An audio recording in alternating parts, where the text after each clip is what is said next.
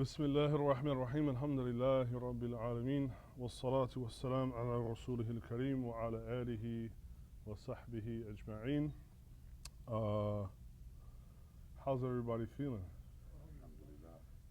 Everybody ready to get hurt? So, for those who are new, right? How long have we been doing this? We started the Arabic class, what, maybe 3 or 4 weeks ago?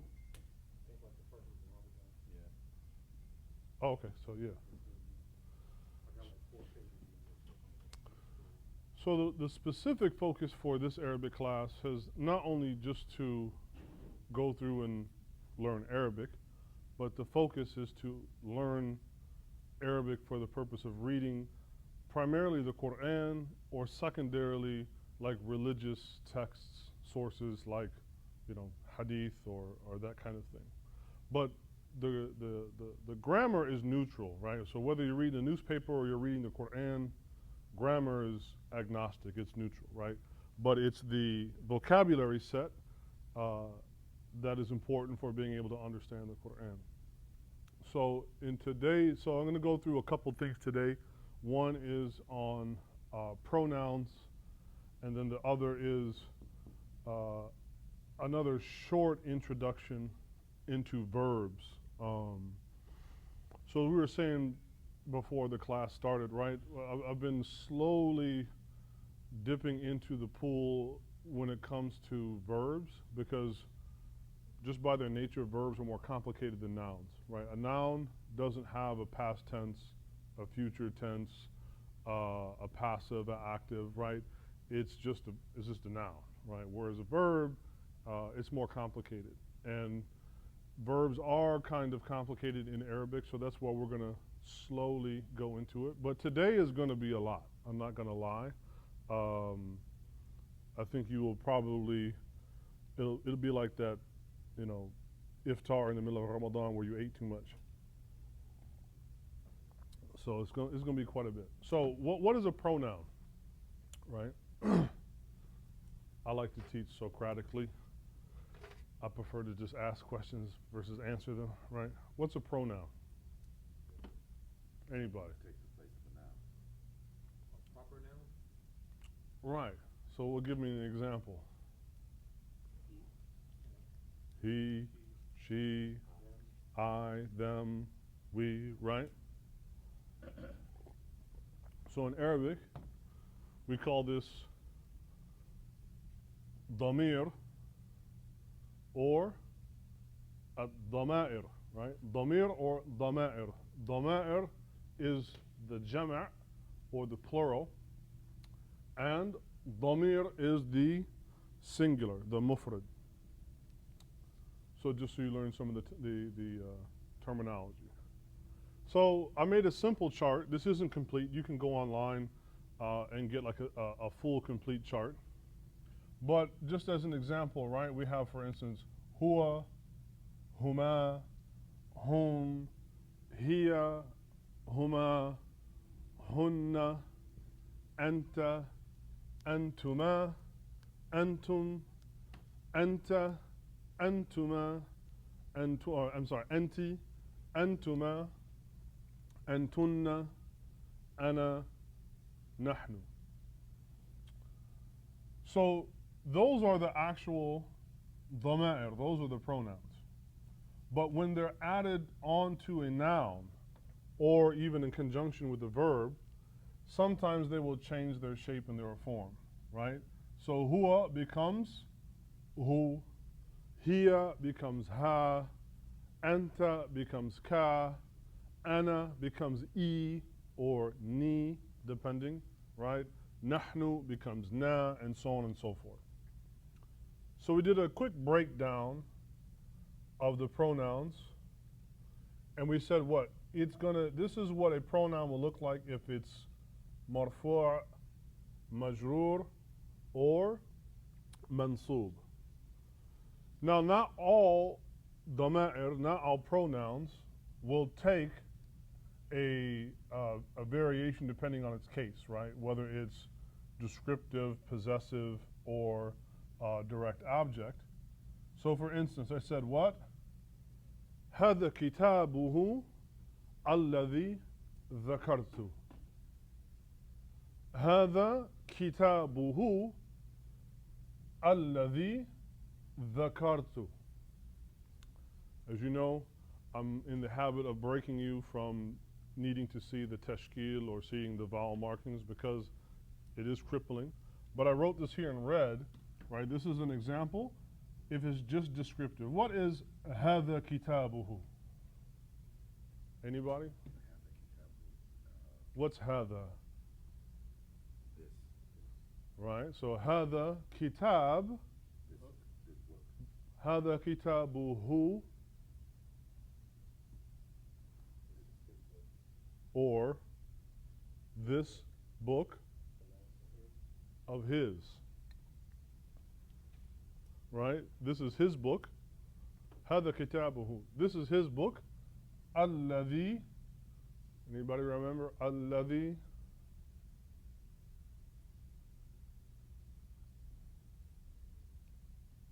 Who. It's like men, right? Right? It's like similar to men, but it means like essentially who. So هذا كتابه, right? This is his book. الذي also means which, who or which, right? So this is his book which ذكرت. Dhikr means what? Or to make mention of. So that's the thing about the verb ذكر, means has a dual meaning. It can mean to recall from memory. It can also mean though to utter or to make mention of. So هذا كتابه الذي ذكرت. This is his book which I mentioned. Right? In this sentence, his book, it's not being possessed. It's not, no action is being put upon it. It's just simply being described. Is what? His book. So it is, in this case, what the marfu' in the normal, right, is just kitabuhu. So the end of kitab takes dhamma, and the ha of huwa takes dhamma, right? Remember, dhamma is that which signifies in terms of i'rab what? Just means description. So when you see the dhamma on the end of a noun, this means it's just being described. Right? Versus in the majroor case, al-miftahu عند كتابه على الطاولة. Al-miftahu, what's miftah? What's miftah? What is fataha? Fataha means to what? Iftah al-bab, right? It means to open. So the miftah, the meme is what? The thing that opens something, it's a key, right? Al-miftahu عند. Anybody remember عند? This is like an adverb. عند. Or belonging to, right? With, belonging to. Right? Al-miftah, the key. عند كتابه. The book is with, the key is with his book. على طاولة. What's طاولة? Right? So the book is with his key, or the key is with his book on the table. I have a quick question. You had mentioned why you don't like putting the marks because you said it's crippling. But how would you know the first sentence you went through with the dhamma at the top? Would that be there even if the other marks weren't there so you can identify that part of it, or you still should be able to know that it should be a dhamma? So in first is just listening. So one, I take it out because you have to listen carefully, right? But as you go, you won't need it. Like for me now, like I can read without, I don't need tashkil, right? It's just something eventually that you will learn as you learn the different forms. You'll know that, okay. It must be this. Right. Right. You'll learn it, right? So it's something that eventually you'll learn. But it helps to increase your listening skill too by just listening to what I'm saying so that eventually you'll kind of develop what I call like an intuition for it, right? So al-miftahu عند كتابه على الطاولة, right? The book is with his key, or really We in English would say keys, right? Right? Al-mafatihu عند كتابه على الطاولة. Right? The keys are with his book on the table. The point in this one, this is possessive. This is why we have what? Kitabihi. Kasra on the end of a noun always denotes what? Say it louder. Possession, right? Something is belonging to something else. So kitabihi still means his book, just like kitabuhu means his book. The difference is the first sentence is just describing his book. The second sentence is implying that something is attached to his book, right? So this adverb inda, right? Or if I had said, right, al-jawab, what's jawab? For you Urdu speakers, right? Jawab. Yeah, it's because it's from Arabic, right? So al-jawab fi kitabihi. The answer is in his book, right? So if you come to me and say, I'm having a problem with my life, Imam, I'm going to say what? Al-jawab fi kitabihi subhanahu wa ta'ala. Right? The answer is in his book, meaning Allah's book, right? So when you have like sometimes an adverb or what we call harf jar, right? That particle that makes a thing possessive, then it's going to have kasra for its i'rab. Anybody, again, what's i'rab? Right? What is i'rab?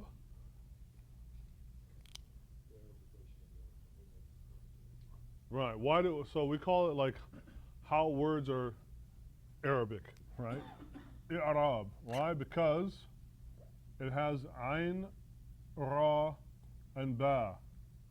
Ayn, ra, ba in Arabic is what?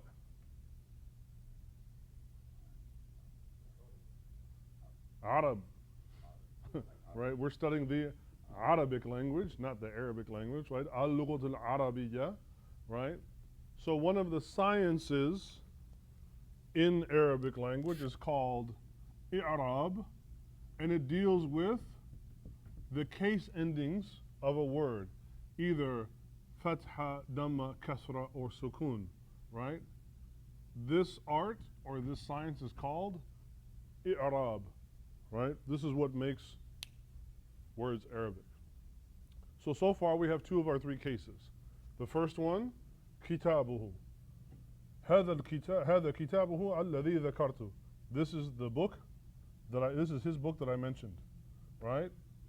المفاتيح عند كتابه على الطاولة. The keys are with his book on the table. This is possessive. Yes. The first case, the ending that changed it was, you said uhu? Right, so in red, right? Kitab instead of kitabu or kitabun, right? It becomes kitabuhu. So uhu makes it possessive? No, the u, dhamma, the two dhammas together makes it just what we call descriptive, or in the Arabic we call it marfu', right? So it's just simply, you're just describing it. No action is happening to it, no possession is happening. I'm just describing, right? This is his book, right? In this one, kitabihi, these two kasras, these denote possession, right? And then finally, the third one, al-mansub. Mansub, right? What does mansub denote? Right. Action is being done on the noun, right? So it becomes like the direct object. So in this one, قرأت كتابه وتظننته جيدا. Right? What is قرأ? قاف را alif. قرأ. What is قرأ? Right? Our book is called the, right? Not Qur'an, but the Qur'an. قرأ. Because what do we do with the Qur'an? We recite it, right? Right? So, also when we recite, we are also doing what? reading, right? So qara'a, like dhakara, it can mean to recite, but it can also mean to read. So qara'tu, I read, kitabahu, fatha and then dhamma. Fatha on the bab, dhamma on the ha. Qara'tu kitabahu. What does this mean? I read his book. Now, here's where you were talking about, the tashkil, right? What's the difference between this first one and the third one? The first one is kitabuhu. The third one is kitabahu. Right. So my question is it the word before it, the way the word is structured before it, or after it that makes me know it's buhu or bahu? So you're going to know this is buhu because of this hadha, The word before it. right? Hadha is what? What do we say hadha means? This, right? Is this a verb? No. Does this create possession? This does what? Describe. Just describes. So that which is in the case of description or that is rafi' or marfu' is just going to be what? Dhamma. I see. So at the bottom it's I read. It starts with I. Is it I or? Right? So this one, the bottom one, is a fatha on the ba and a dhamma on the ha. The reason is because this qara'a is what kind of word? Verb. It's a verb. Qara'a means to read or to recite, right? So because we have a verb before our noun, but also a verb that requires what? Possession. Not possession. Verbs don't possess. Action. Not just action, but direct action. Remember last class we said there's two kinds of verbs. Verbs that require a direct object and verbs that don't.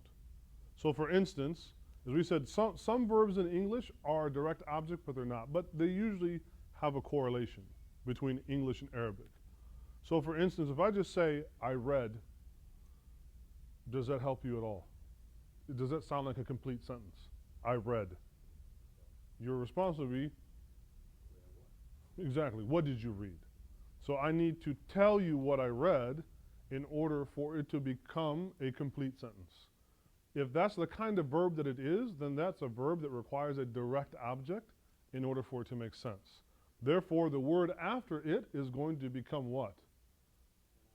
And a direct object, not possessive, a direct object, and therefore it's going to take fatha, right? The fatha on the ba is denoting that it is a direct object, right? Right? So if it's a verb that requires direct action, Right. then it will be followed by a. Because in a simple sentence, right, we did this last time. How do I say, I read a book?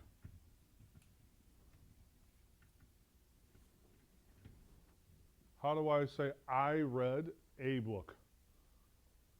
Anybody remember? So I read, it's already there, you can cheat, right? Ra. Right, qara'tu. Right, qara'tu, I read, and then a book. So I'm being indistinct. I read a book. So what's the word for book? Right, kitab. But why is it kitaban? Why not qara'tu kitabin or qara'tu kitabun?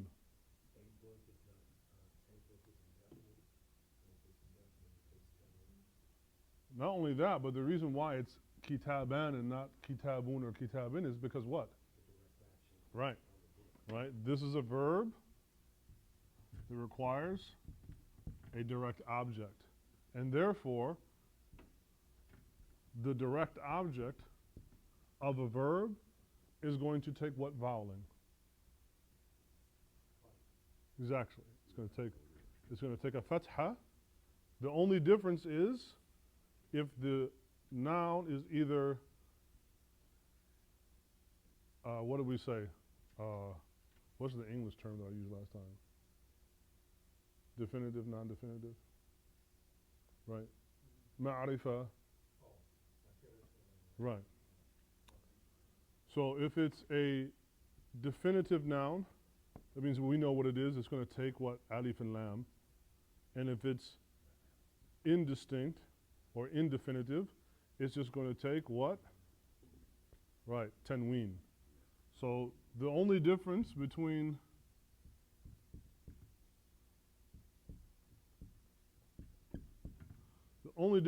those two sentences is what?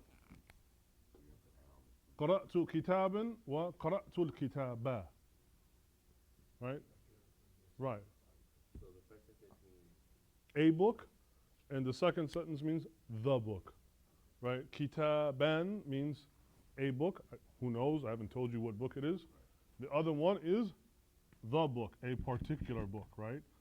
قرأت كتابا قرأت الكتابة, meaning the most important thing is what? The indicator of action is what? I just circled it in red. Is fatha, right? So that's how we know down here, if we have a verb that is going to require a direct object, we know our volume is going to be what?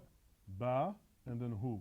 The only time the ha takes a different, the only time the ha takes a different vowel is in possession. So there's basically uhu, ihi, ahu, right? Uhu, ihi, ahu. So any noun that comes after, right, depending on whether it's descriptive, possessive, or direct object, is going to be uhu, ihi, ahu. Now, we just got through talking about a definite noun versus an indefinite noun, right? Right? Definite noun said what? Takes alif and lam. This means what? The, right? This means a, right? So here's the thing. When you attach a pronoun onto the end of an indefinite noun, it becomes definite, right? Why is that? Right? Let's say we have an indefinite noun, kitab, right? Why does it become definite now when it is kitabuhu versus kitabun? Right. We know whose it is, even though we don't know who he is. But we know it belongs to somebody, right? The book belongs to somebody, but thus far we have not chosen to describe who he is. But the fact that it belongs to somebody means that it is now definite. So, the important or the implication of this is that if we wanted to add an adjective onto kitabuhu or kitabihi or kitabahu, then that adjective is also going to have to be in agreement with it as a definite noun. It's going to have to be a definite, right? So again, let's say, what's the word for jadid? For new. Jadid, right? I gave it to you, right? Right? Jadid means new, right? How do I want to say the new? Right? How would I, we don't say that in English, but if I want to make jadid definite, what would I have to do? Al-jadid. So if I said, qara'tu kitabahu, right? I read his book, but what if I want to say I read his new book? Right? Qara'tu kitabahu al-jadid. Right? I could just simply add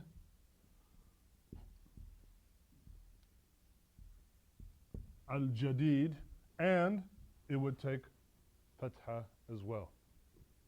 So instead of just saying qara'tu kitabahu wa tadhannantuhu jayidan, I could say qara'tu kitabahu al-jadida wa tadhannantuhu jayidan. Yes. So could you go over definite and indefinite? Yeah. So again, we have definite nouns and indefinite nouns. A definite in the English translates as the, or his, or her. Indefinite just translates as a or an. Very simple, right?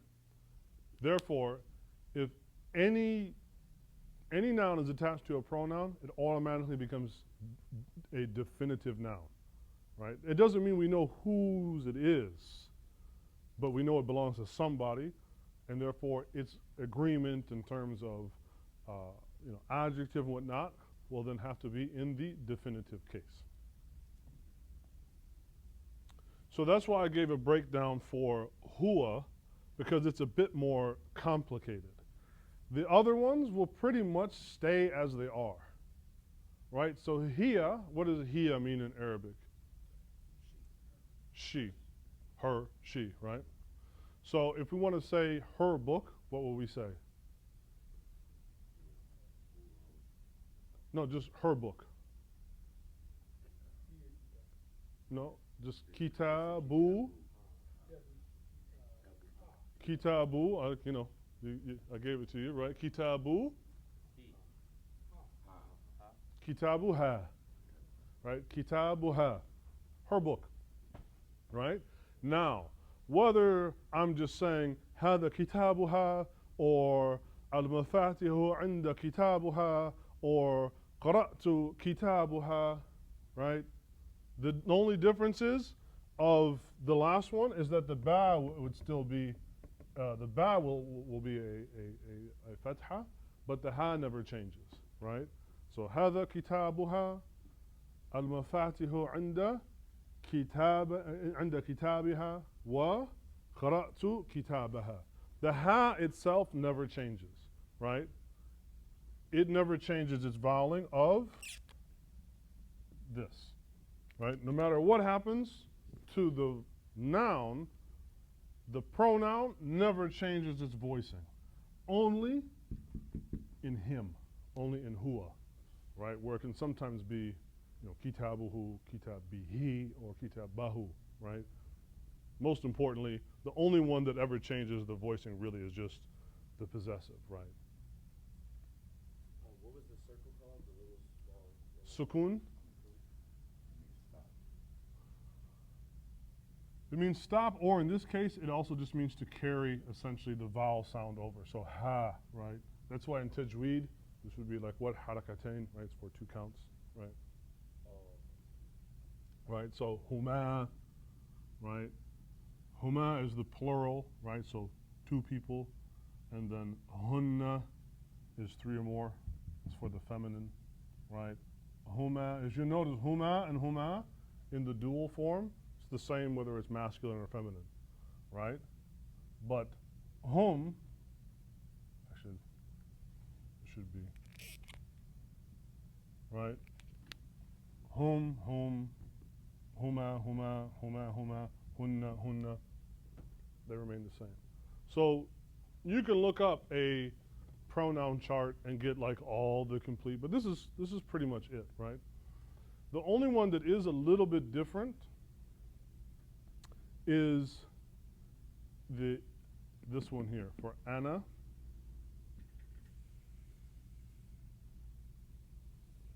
And it depends on whether we're dealing with really like a verb or a noun. So what if I want to say my book?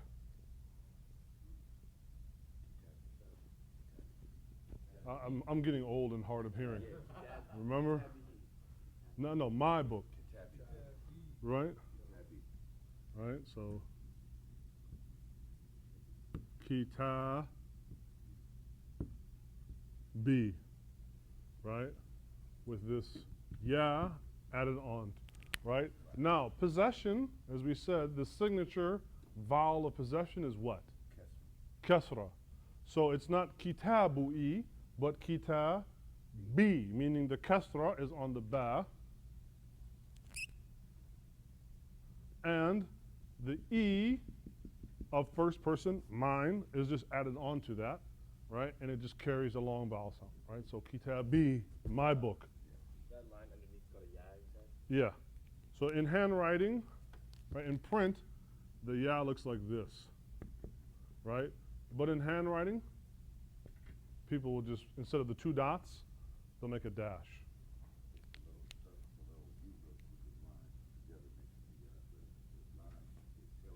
Just like ta, right? What is ta? Two dots. But in handwriting, people often just do a dash. Tha is the three dots, but in handwriting, it's often just a triangle, right? The sheen is often just written as that. Instead of the three loops, it's just like this and then a triangle, right? So there's a difference between script and handwriting. In the Qur'an, it would always be like that, though. The script, like. Well, if I wrote it up by hand, I could write like that. But yeah, if in print, yeah, it'll look like that, right? So in this case, right, my book, Kitabi.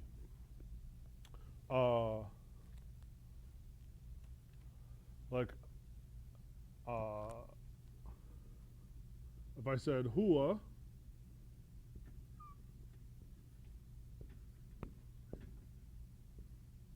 huwa, what's huwa? He, and then sheen, kaf, ra, shakara, shukr, hamd and shukr. What's shukr? Thanks. Therefore, the verb shakara means to give thanks, right? So if I said huwa shakara, it means what? He gave thanks. But then if I said ni, right? This is the other possible ending, right? Ni. Huwa shakara ni. He thanked me, right? And ataytuhu kitaban fashakarani. I gave him a book and he thanked me. Oh, so out the door, down the hall to the left, you'll see it on your right. Right? So huwa shakarani, he thanked me. So on the end of a verb, which is just shakara, which means what? He thanked, right?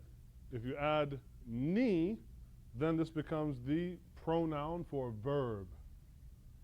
Huwa darabani ala ra'si. Ishaq darabani. What is daraba? Daraba, right?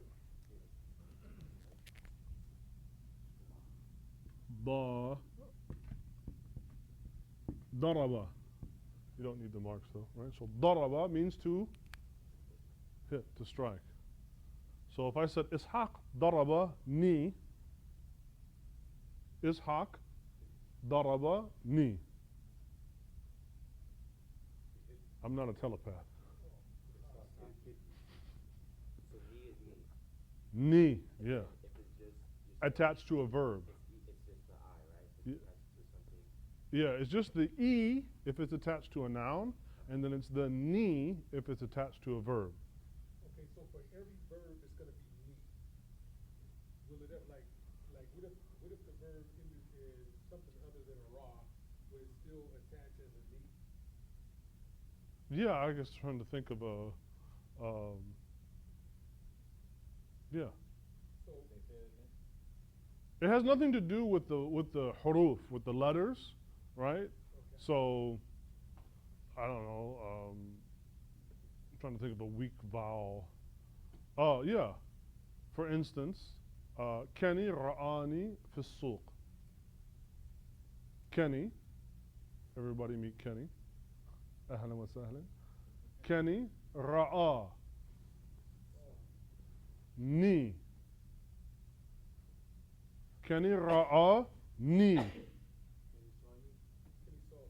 Ni. Kenny saw me fi suq. At the store. So ra'a, I'll write it. I'm just trying to get your listening skills up, right? So ra'a right, with the alif maksura, right, no dots, right, that's the broken alif. Ra'a means to, it means to see, but it also literally means what? Remember we said before, right, the past tense single male infinitively means to do a thing, but the literal meaning is he did a thing, right? So if ra'a means to see, its literal meaning is what? He saw. Right? But now if we tell you who he is by saying Kenny, right? Kenny ra'ani, right? Fil bank. So is that what you meant by you won't need the little steps later because you're gonna be able to tell by the sentence? Yeah, I mean, over time, you'll eventually develop, right, this kind of intuition about it, right? I mean, native speakers don't need to use tashkil.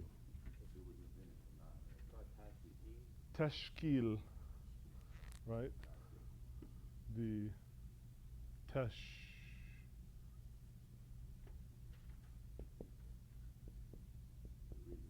The non-Arabs started getting the Qur'an, they were mispronounced a lot and changed the meaning, so they had to come up with a system to mispronounce it. Right? Tashkil is the little fatha, damma, kasra, sukun, shadda, all that stuff, right? Eventually, you'll, you know, through listening and learning the different forms, you won't need to mess with that, right? So yeah, one of these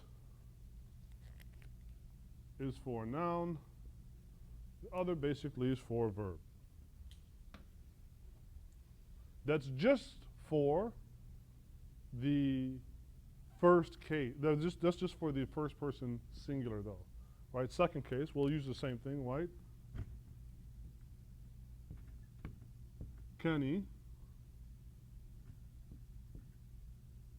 ra na, right? Which we would actually change to what? Ra aina, right? Right? Kenny ra'aini, right? Right? So instead of saying ra'ana, this is going to change. I'm going to talk about this actually in the part coming up. Why this changes from a broken alif to a ya. This is one of the rules in grammar, right? Kenny ra'ayna fi suq. Kenny saw us at the store, right? So this is a brief thing just about pronouns. So just to give us a little bit of Qur'anic breakdown, right? We have what? Washamsi wa duhaha. Do you see what's going on here? I said washamsi, so I have blue here, right? Not washamsu, but washamsi. Anybody remember the difference? Why is it washamsi and not washamsu?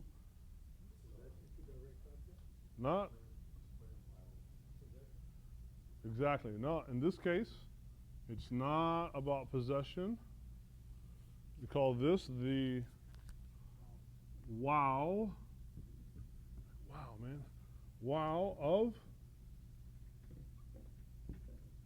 qasam. The wow, meaning literally the letter wow, of al-qasam. Right? When you aqsama or make a qasam, what is qasam in Arabic? Qasam, oath, right? So this is the wow of swearing an oath.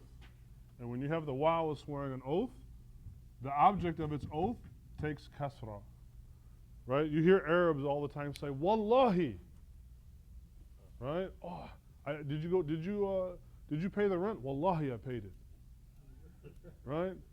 Did you talk to the imam? Wallahi, you hear Arabs all the time saying what? Wallahi, wallahi, wallahi, wallahi.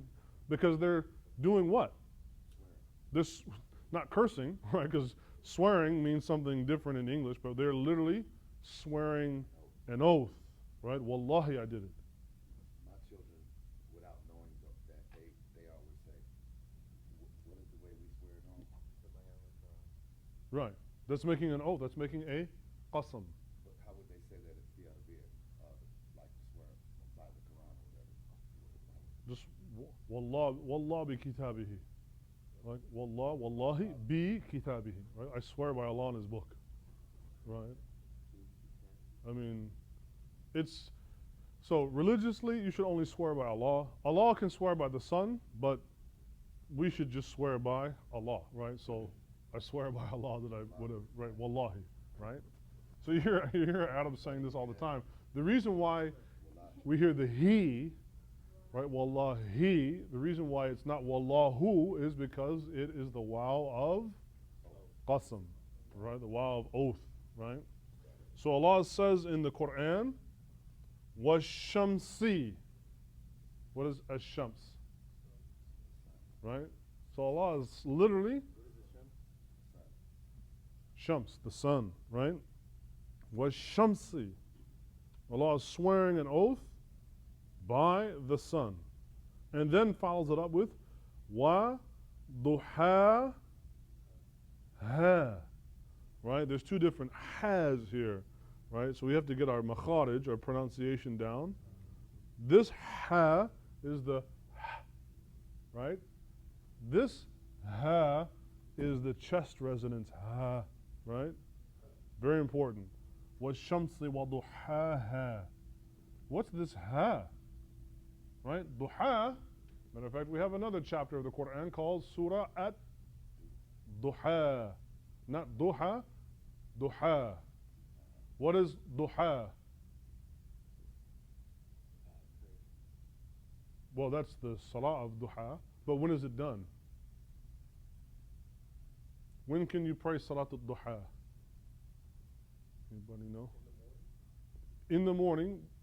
Can you substitute it for fajr? Right, but it has to be, right, when are the times you can pray? Right, so there's the dawn prayer, al-fajr, but where's the sun at during fajr? It hasn't risen yet. We can see its light, but we don't see it.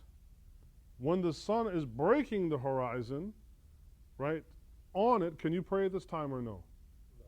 Right, so if you see like half the sun, or right, you cannot pray at this time. Then once the sun completely leaves the horizon, between that time and before dhuhr, we call this ad-duha. This is the morning time, right? So because the light of the sun now is shining, right? That's why morning is like brilliant, right? Fajr, right? You get out of bed, you can't see much, you're stumbling around, stub your toe, make wudu, right? But when the sun is out, it's brilliant.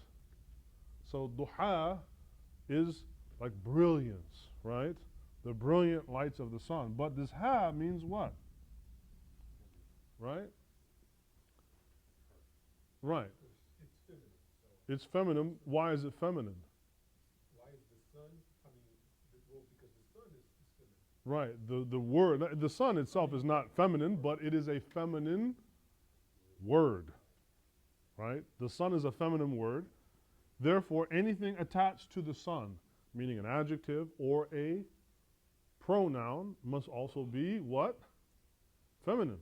Right? If it were masculine, then it must be masculine. Right? Right? So, وَاللَّيْلِ إِذَا يَغْشَى, right? وَاللَّيْلِ, right? Al-layl is also, right? So Allah swears by, many of these different things in the Qur'an. So the point is, this is a damir, this is a pronoun, right?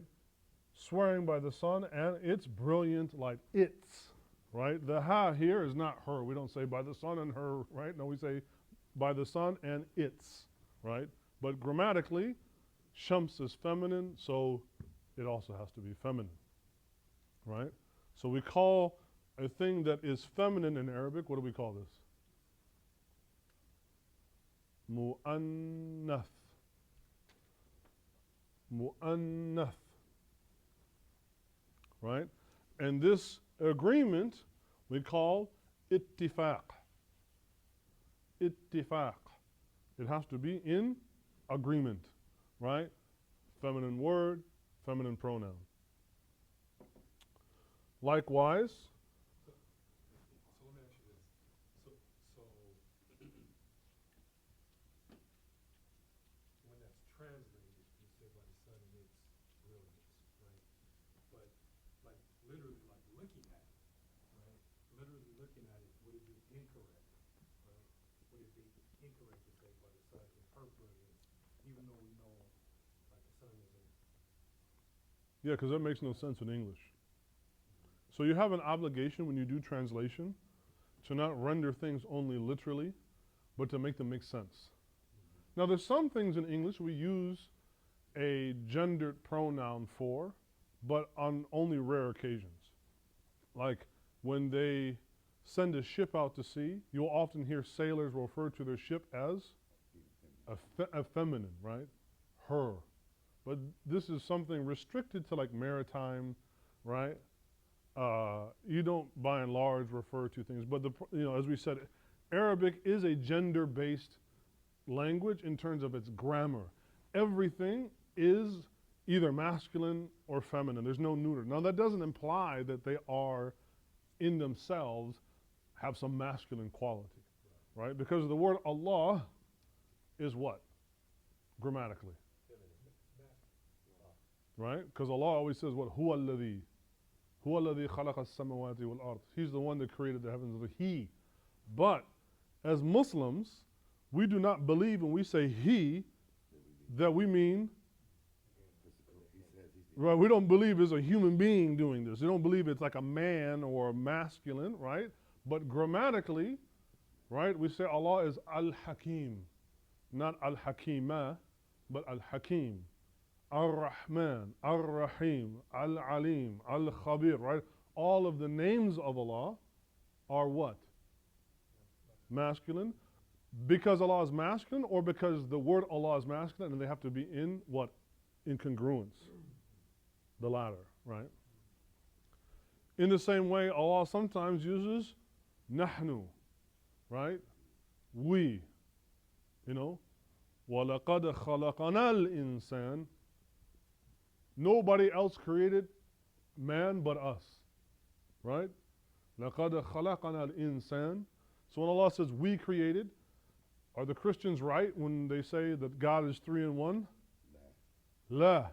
So even though we have grammatically a plural, it is not understood theologically to be plural, right? So take grammar with a grain of salt in terms of implying meaning. Isn't that like a royal plural or whatever they call it? Yeah, I mean in English we call this the royal we, right? The point being is that sometimes grammar is just grammar, right? That grammar does not always imply some deeper meaning or something. So in the second example we said what? لَقَدْ خَلَقَنَا الْإِنسَانَ فِي أَحْسَنِ تَقْوِيمٍ. Right? لَقَدْ خَلَقَنَا. Now, what does خَلَقَ mean? Right. Right? And who's he that we're talking about? Right. So خَلَقَنَا is conjugating, right? Not خَلَقَنَا, right? خَلَقَنَا is He created us. But خَلَقَنَا is we created, right? Right?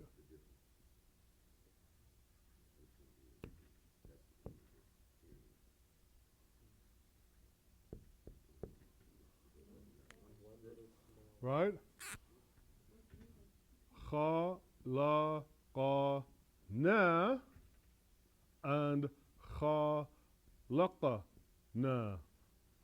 Very important. This is why you have to learn to pronounce the Arabic very, especially for, the Qur'an in recitation in your salah. If you said, خَلَقَنَا, right? It means He created us, which okay, technically is true. Allah created us, right?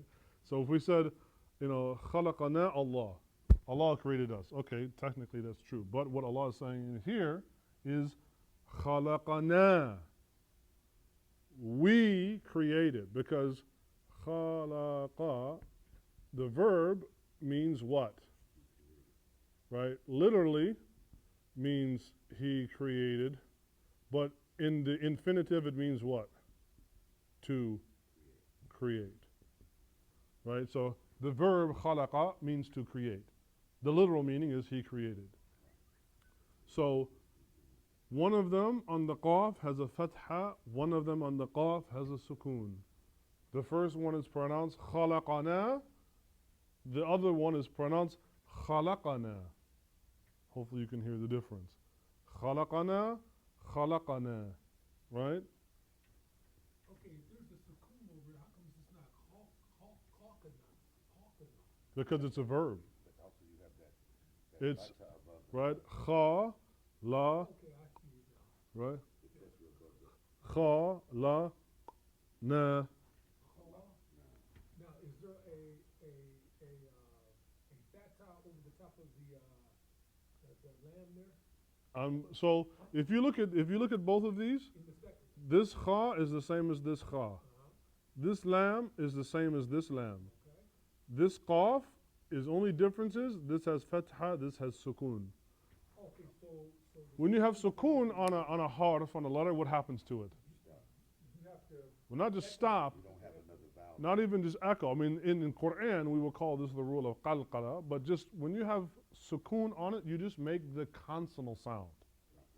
Right? So what's the consonant sound of qaf? Right? Right? But if you add the with a, you'll get qa. So that's why the first one is khalaqana versus khalaqana. It's a slight difference, right? But now, beyond pronunciation, there is a very different meaning. He created us, we created. He created us, we created. Right? So Allah is saying, laqad, without a doubt. Right? Only us, right? Khalaqana. Only we created al-insan, mankind. Fi ahsani, right, ahsani, and I think actually, right, I mean, your name is Hussein, Hassana. What does Hassana mean? But as a verb, Hassana means to be excellent. Right? To be excellent, to be good. Right? Hassana means something is good. Right? So, Ahsana is what we call the superlative. Right? Or not just best. Right? Not even, depends, right? So, what do we got here? Allah. Or more particularly, Allah, who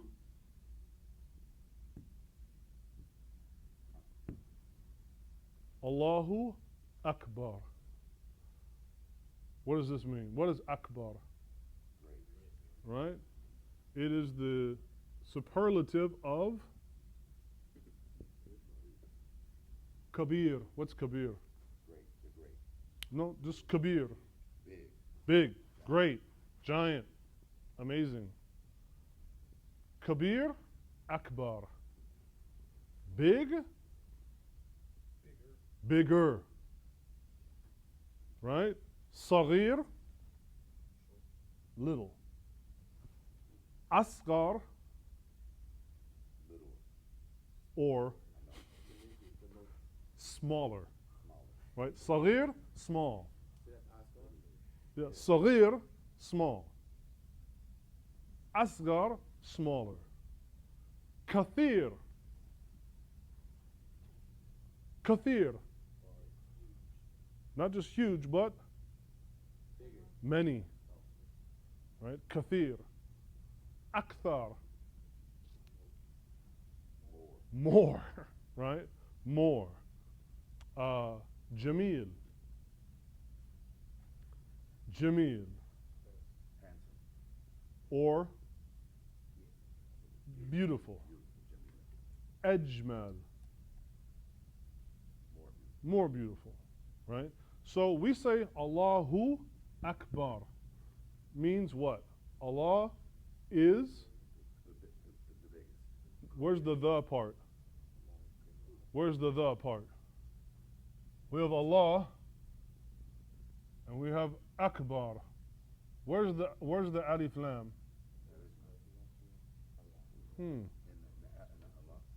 Right? No. That's just Allah. Allahu Akbar. We said Akbar means what? Bigger. Bigger than what? Whatever. Bigger than what is what exactly? Bigger than whatever. So there's a theological component to this too. Right? Kabir? Okay, whatever. Matter of fact, Allah describes himself, I think in Surah Luqman, that he is Al-Ali al-Kabir. He is the highest and the biggest. But we say that Allah is Akbar. The implication is Allahu Akbaru min, what's min?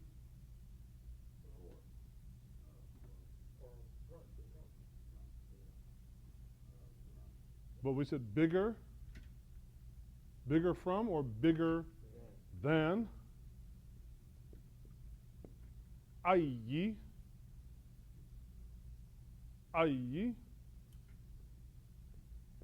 shay.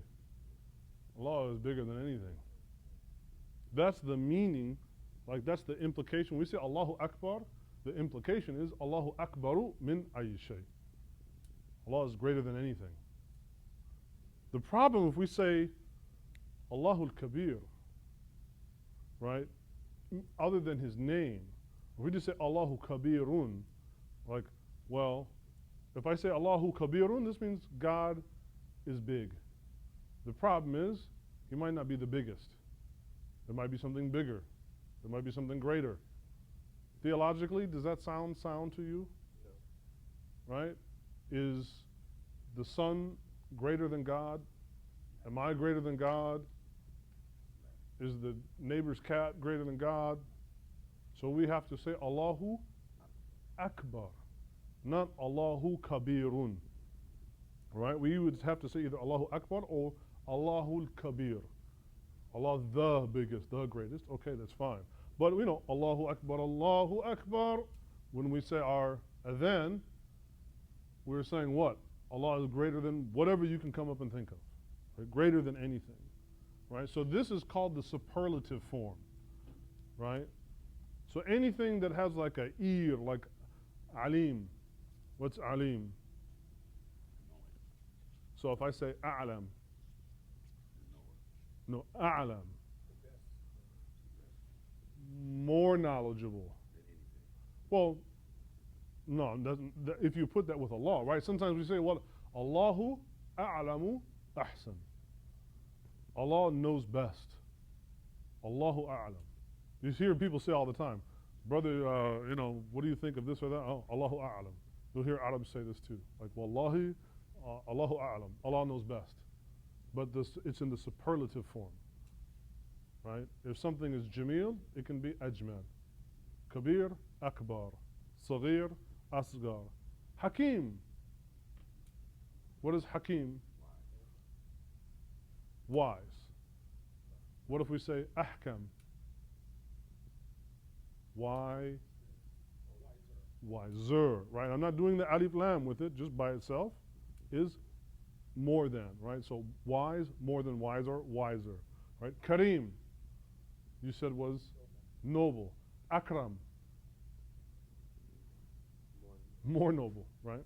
Right? Only when you're getting into, right, the alif and lam, like al-hakim, then we say what? Allah is the, right? He is the wise. right? Implying nobody has more wisdom than Allah. Allah is Al-Karim, right? The most noble, generous, whatever you want, right? So that's just one of the forms is. So Allah is saying, going back to here, لَقَدْ خَلَقَنَا الْإِنسَانَ, right? Without a doubt, we created man fi ahsan. Ahsani taqweem. What's taqweem? Taqweem. Right, so we're trying to follow the sirat al-mustaqim from qayyim, right? To be upright, right? So Allah says, we created man fi ahsani taqweem, in the best state, in the most noble, upright state. His original, right? When we made him in the beginning, we made him in the most noble and upright state. ثُمَّ رَدَدَنَاهُ. That's why I have the who here. Right? ثُمَّ رَدَدَنَاهُ. Rad. What's rad? Rad means like either to reject, fall down, right? To come to some kind of poor demise. ثُمَّ رَدَدَنَاهُ. Then we subjected it to what? Asfala. From like safila. Asfala safilin. Then he became the most dejected, the most corrupt, right? So Allah is talking about the human being. We created you in this perfect state, right? And then because of your disobedience, ثُمَّ رَدَدَنَاهُ أَسْفَلَ سَافِلِينَ. Ahsan, asfala, right? These are on the form of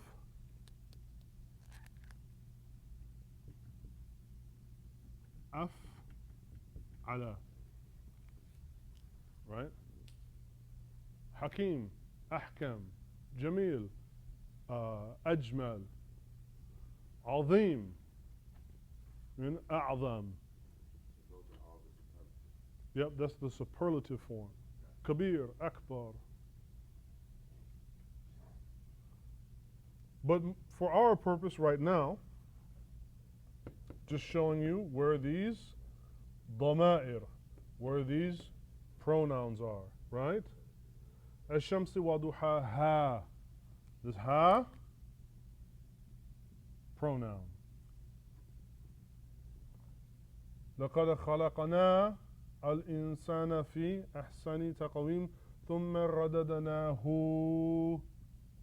Who, pronoun. Just drawing your attention. Some of you may have memorized Surah Al-Shams or Surah Al-Teen, but these may sound familiar to you, right? قُلْ هُوَ اللَّهُ أَحَدٌ اللَّهُ الصَّمَدُ لَمْ يَلِدْ وَلَمْ يُولَدْ وَلَمْ يَكُنْ لَهُ كُفُوًا أَحَدٌ. Lahu, right? Pronoun. So you'll see in the Qur'an, there's pronouns everywhere. Yeah.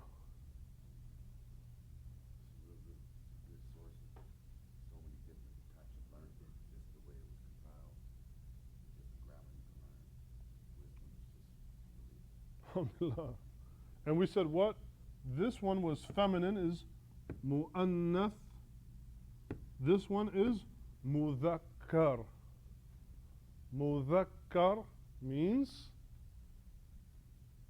masculine. So why don't we take a quick break, get some water, get some more coffee, and then we will flip.